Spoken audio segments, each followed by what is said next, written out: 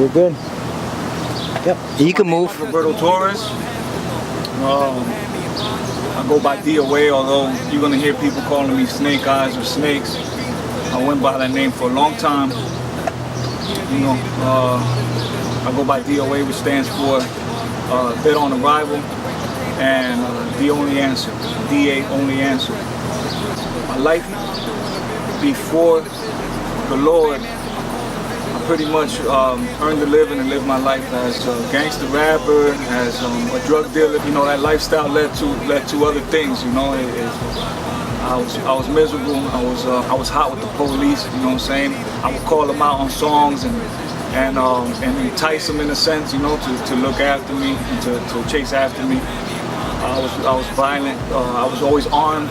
So I was always strapped. All those things came with the lifestyle. You know what I'm saying? And it's unfortunate that it just spiraled into the point where I ended up in prison. Prior to prison, I knew the Lord was calling me. You ever God give you like a warning? All the time. Like what? One time, I'm driving on 9 South. I have tons of drugs in the car, no license, 40 cal on my waist, and I'm driving. And I noticed a state trooper behind me, but super far. Something inside of me tells me he's coming after me, you know? And he's on the opposite lane, I'm on the right lane, he's all the way to the left, and I'm watching him on my rear view mirror, and I notice that he's coming closer and closer. He shifts lanes, and I say he's coming after me. He shifts lanes again, he's behind me, he comes closer, and next thing you know, he's right up on me, and he's doing this right here.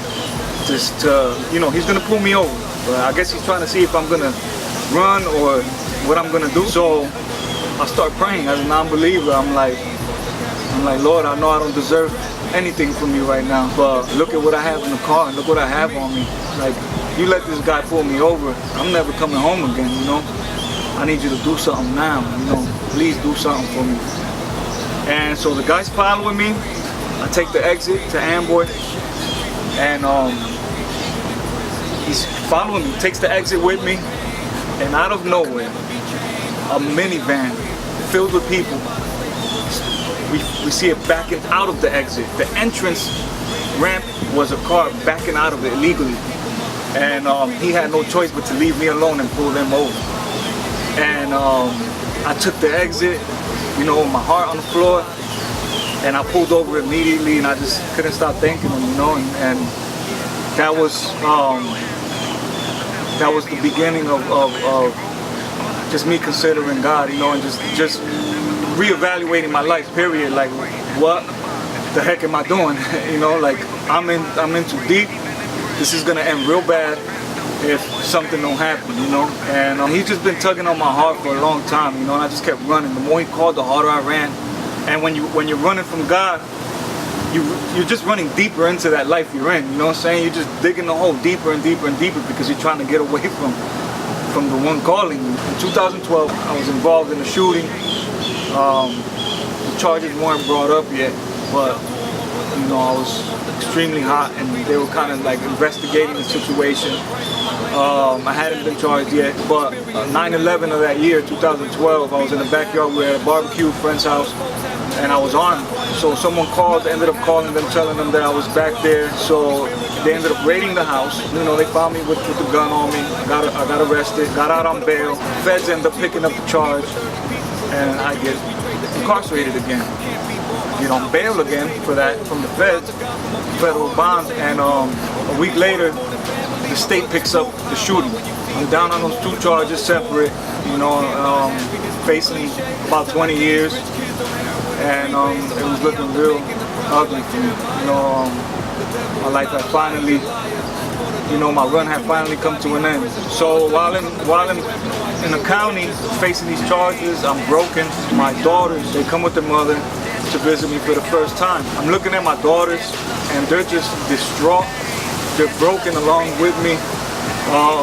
They're trying to get on the other side of the glass. They're looking for a way to come to where I'm at. They're destroyed, completely destroyed, shocked, confused, and I'm just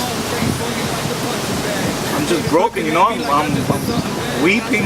I just don't know what to tell them. You know, after the visit, I guess they thought I was going home with them. Like they were coming to pick me up or something like that. And you know, when they come way before 15 minutes are up and they tell them the visit's over, they're just completely shocked, destroyed all over again, and they don't want to leave. Mom had to drag them out of there, and it broke me, you know. That was it. Left there, weeping loudly in front of the whole unit, whole tear looking at me, going to my cell, and I just fall to my knees, you know, and I'm just like, Lord, I said, Father, I don't know you, God. I don't love you because, you know, it's just true, I don't know you. So, but this is the time, you know. I surrender, I give my life to you. Have your way with this case, my life, tell me what you want out of me, make things right. Take care of it, take my daughters, take my family, my circumstances, my case, everything, and do something with it. And from that moment on, he began to reveal himself to me. So, if you could give a message to somebody that's in your shoes right now, what would it be? Even like a youth, a youngster, or you know, a G or whatever. What would your message be to them right now? Somebody that's stuck, that kind of went through the same thing you're going through, where they want to come out of it but they can't. You know, that's the lie. That's the lie from hell. You know, that you don't have to be stuck in that life. You know, I know there's a lot of guys right now looking at me who want to leave. You know, they just like me. They don't know how to leave that game. You know what I'm saying? But there's a way out. You know, it's Jesus Christ. You feel me? He's gonna break you. It's gonna be difficult. He didn't promise that it was gonna be sweet once you come to him. On the contrary, it could get a lot worse. You know, before it gets better. But He is the way.